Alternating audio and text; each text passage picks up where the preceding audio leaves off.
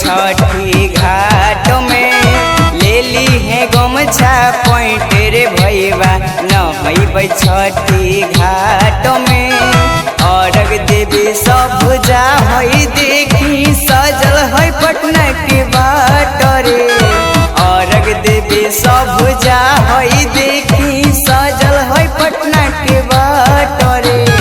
ले ली है गमछा पॉइंट रे भैया नहैबै छठी घाट में ले ली है गमछा पॉइंट रे भैया नहैबै छठी घाट में।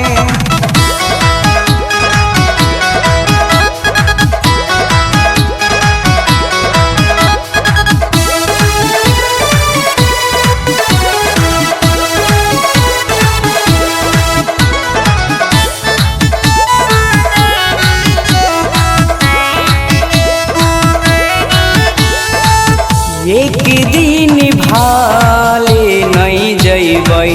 कॉलेज रे तई मजा जब नहैबै कूद कूद रे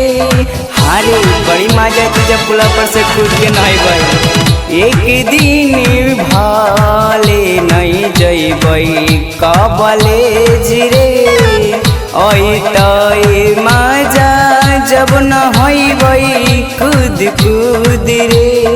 3 साल हमरो भौजी कर हकिन छठी मैया के बरात रे 3 साल हमरो भौजी कर हकिन छठी मैया के बरात रे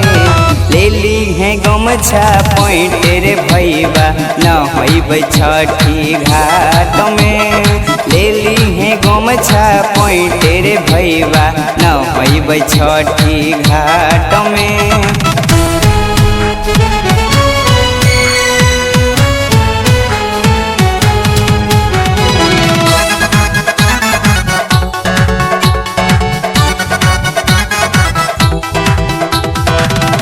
माथे पर पगड़ी बहन की उठा ले दबर रे आगे आगे सूरज देवा पीछे से चलबै हमारे जानो रे हमरो सवेरे उठ के उनका गोड़ लगै। माथे पर पगड़ी बहन की उठा ले दबर रे आगे आगे सूरज देवा पीछे से चलबै हमारे अनारस प्रेमी पर छठी मैया फेर ले हकिन नजर रे अमन अम्बेला अनारस प्रेमी पर फेर ले हकिन नजर रे ले ली है गमछा पॉइंट रे भैया नहैबै छठी घाट में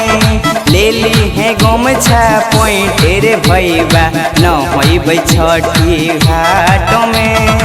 अर्घ देवी सब जा है देखी सजल है पटना के बाट रे